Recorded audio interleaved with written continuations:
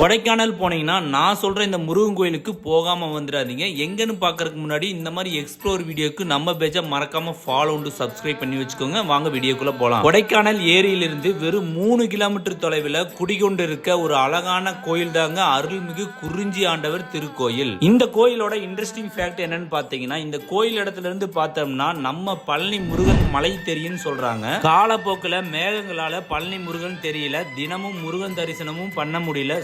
அதே இடத்துல தினமும் முருகன் தரிசனம் பண்றதுக்காக இந்த திருக்கோயில் அமைக்கப்பட்டதாக வரலாறு சொல்லுது. கோயிலோட இன்னொரு சிறப்பு என்னன்னு பாத்தீங்கன்னா, 12 வருஷத்துக்கு ஒரு முறை பூக்கிற குறிஞ்சி பூ செடியுமே இங்க இருக்கு. இந்த குறிஞ்சி பூவை வச்சு முருகனுக்கு அலங்காரம் பண்ணி சிறப்பு வழிபாடும் பண்றாங்க. அந்த அன்னைக்கு ரொம்பவும் சிறப்பாகவும் இருக்குன்னு சொல்றாங்க. கோயிலோட வழிபாடு நேரம் பாத்தீங்கன்னா காலை 6 மணி முதல் இரவு 7 மணி வரைக்கும் திறந்து இருக்கும். நீங்க முருக பக்தரா இருந்தீங்கன்னா இந்த வீடியோவை மறக்காம உங்க ஃப்ரெண்ட்ஸ் அண்ட் ஃபேமிலிக்கு ஷேர் பண்ணி விட்டுட்டு கொடைக்கானல் போனீங்கன்னா கண்டிப்பா இந்த திருக்கோயிலுக்கு விசிட் பண்ணி பாருங்க. நெக்ஸ்ட் எக்ஸ்ப்ளோர் வீடியோல பார்க்கலாம். Tata bye bye.